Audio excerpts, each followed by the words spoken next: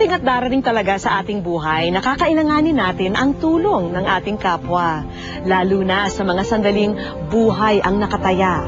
Maswerte si Sarah dahil nang dumating ang pagkakataong ito sa kanyang buhay, walang pag-aalinlangan siyang dinamayan ni Aiza Seguera. Oktubre 2009 nang pinuntirya ng Bagyong Pepeng ang mga lalawigan sa norte kasama na ang Pangasinan. Sa paglubog ng mga gusali at kabahayan sa gadagat na baha, nanganib na maanod maging ang mga buhay rito.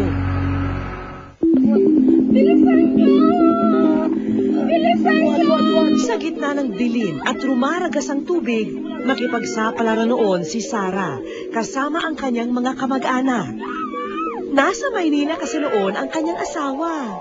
Dahil kabuwanan niya, handa na raw lumabas ang nasa sinapupunan niya. Ngayon, tinutulak nila.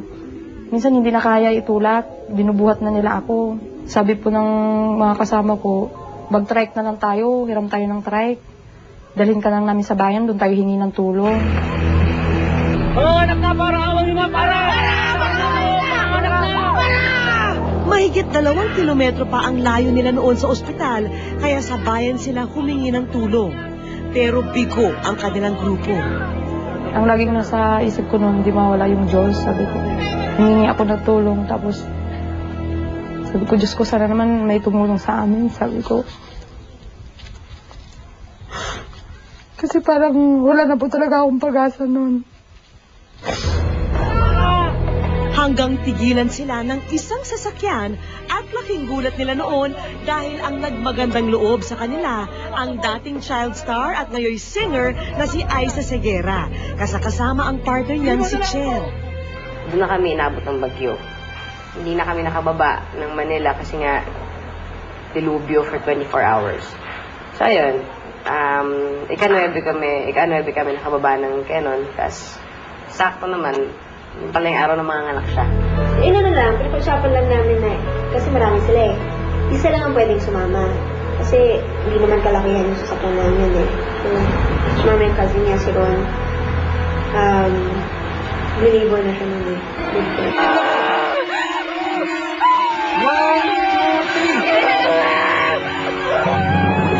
Pero hindi na umabot pa sa ospital ang buntis. Wala mang alam sa pagpapaanak, naglakas loob sina Aiza at Chen. Pasanto ka, siya yung taga-salo ng baby.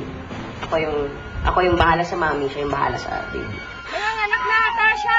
Walang anak! Yan. Matagal-tagal pa po, humihinto na po ako noon kasi parang hindi ko na kaya. Sabi ko, ayoko na, sabi ko.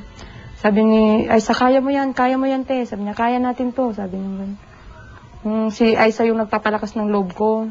Sabi niya, nandito kami, tutulungan ka namin, sabi niya. Hanggang sa napasilang nila ang sanggol na babae. Parang nasilahan ko lang siya, ganyan, medyo head down, tapos kinapik-tapik kong gano'n. Tapos umiyak siya. Pag iyak niya, ayun, parang, alam mo yung parang relief na, parang saya na, parang fulfilling yung nangyari. Nanggaling lang kasi I think it also helped na lahat ng nandun sa kotse na yun, isa lang yung goal. Alam mo yun? I believe that. Na pag isa lang yung goal nyo, no matter kung ano man yung daanan yung obstacles, you'll be able to surpass it. Parang asarang i-wish ko lang, sulat kaya tayo, pansinin kaya tayo ng wish ko lang.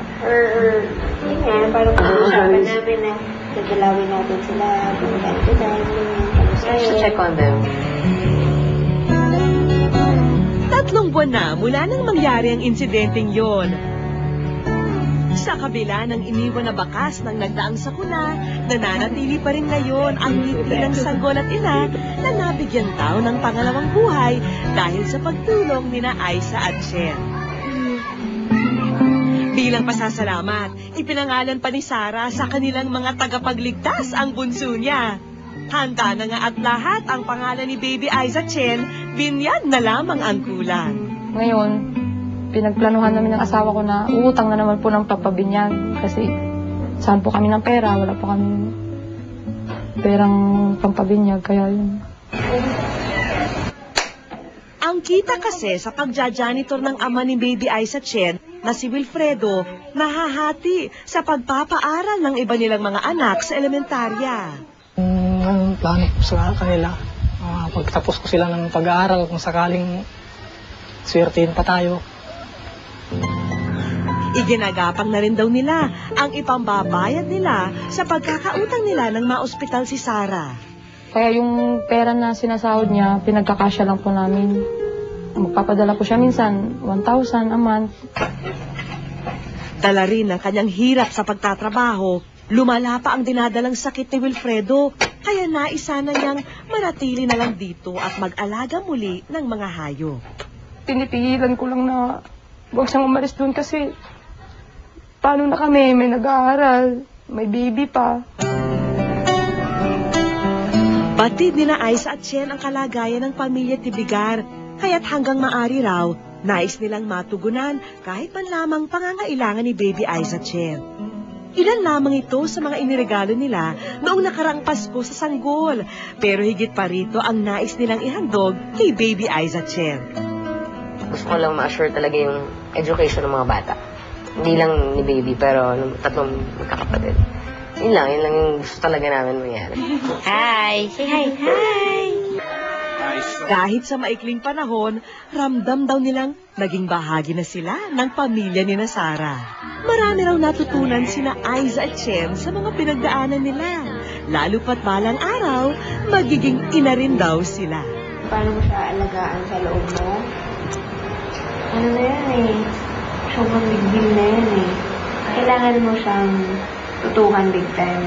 The mere fact na napagdaanan namin to at nagawa namin yung best namin sa binigay sa aming sitwasyon at opportunity is, I think, something na dadalayin ko habang buhay ko. Wish ko lang. Abangan niyo kami sa muling pagdalaw kay Baby Aiza Chen. Dito lang sa Wish ko lang. Yeah!